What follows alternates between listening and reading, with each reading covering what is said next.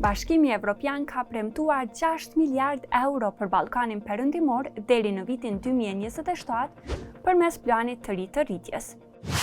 Pjesa e Kosovës 882.6 milion euro. E pse ende nuk kanë bërritur asnjë cent?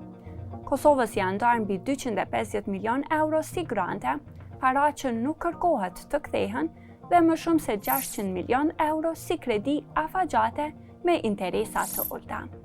Kjo paketë synon të nxjisë reforma, të modernizojë ekonominë dhe të afrojë Kosovën më shumë me BE-n.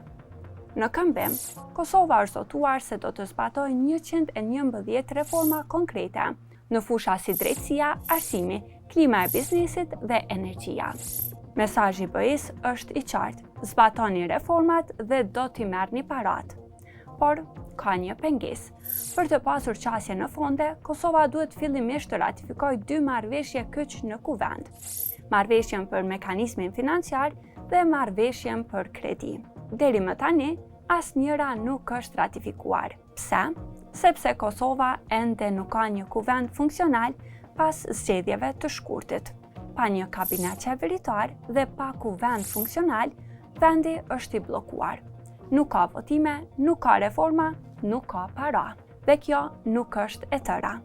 BE-ja thotë se fondet varen gjithashtu nga përparimi në normalizimin e marrëdhënieve të Kosovës me Serbinë.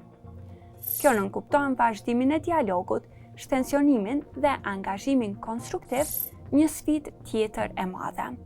Nëse qeveria formohet dhe marrëveshjet ratifikohen, Kosova mund të kërkojë një shumë fillestare prej 61 milion eurosh si parafinancim, pa që nevoja t'i ketë përfunduar reformat. Por, pas kësaj, çdo euro do të varet nga performanca.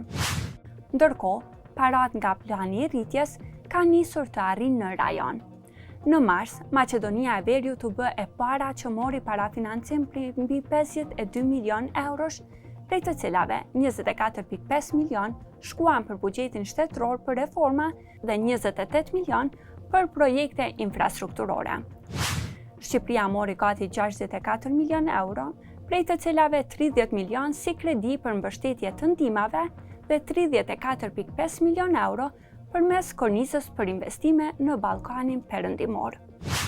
Mali i Zi sapo mori gati 27 milion euro për projekte në fushën e energjisë dhe për zbatimin e prioriteteve nga agjenda reformuese.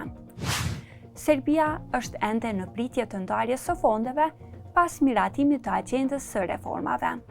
Ndërkaq, Bosnia Hercegovina ende nuk ka një agjendë të miratuar reformash.